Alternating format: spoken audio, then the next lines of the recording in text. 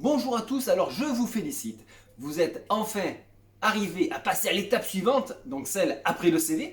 Vous êtes maintenant reçu à l'embauche, l'entretien d'embauche. Alors attention, il y en a qui s'en font un plat, mais vous allez voir, avec quelques petites astuces, vous allez très bien vous en sortir. Alors je vais vous parler du langage corporel. Attention, on vous juge sur peu de temps, donc il va falloir être exemplaire.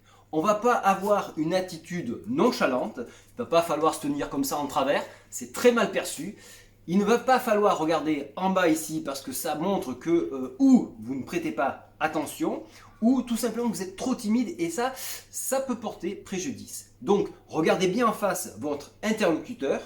Ne croisez pas les bras comme ça peut vouloir dire que vous êtes ou renfrogné si vous le mettez sous les bras ici. Si vous le mettez un peu plus bas, ça veut dire que vous êtes replié sur vous-même. Donc on doit avoir les paumes des mains bien visibles. Donc vous pouvez les mettre ou à plat dessus comme ça, donc pouvoir au moins la main ouverte, ou tout simplement les mettre en avant. Attention, ne pas pointer un doigt accusateur ou taper du poing sur la table, ce qui veut dire que vous êtes ou donc accusateur pour le coup, ou que vous êtes donc énervé. Donc le poing serré sur une table, c'est énervé.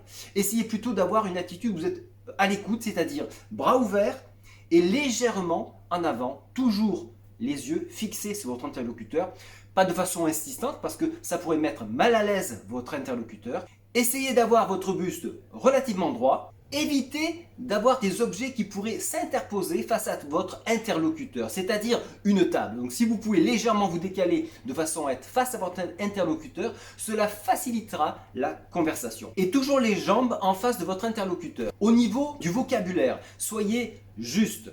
On va éviter les E, les A, et encore pire, on va pas se mentir. Ça, c'est quelque chose d'inadmissible lors d'une conversation. Donc faites attention à votre langage. Ce que vous appliquez dans la rue, avec vos amis, n'est pas applicable lors d'un entretien.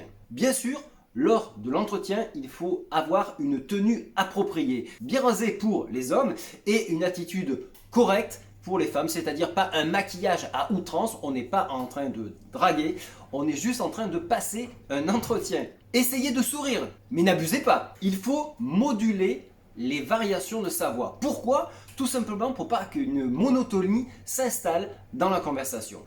Marquez les temps d'arrêt sur les phrases de façon que vos interlocuteurs puissent intervenir. Il faut absolument s'arrêter, montrer que vous êtes ouvert à la discussion et à l'échange. Ça, c'est très important. Assurez-vous que les réponses apportées soient bien comprises. Donc articulez bien, jusqu'à même peut-être exagérer. Entraînez-vous devant un miroir, ce qui reste le mieux.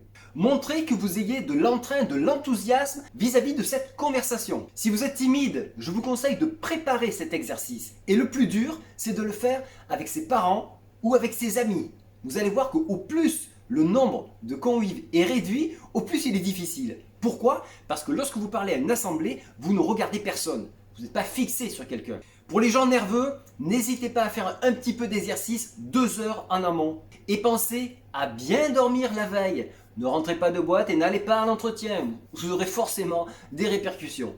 Une chose importante lorsque vous vous exprimez, il ne faut pas avoir le souffle court. Pourquoi? Parce que cela va montrer la nervosité. Pour ceux qui sont anxieux, il faut savoir l'accepter. Mais si vous voulez la combattre, cela sera encore pire.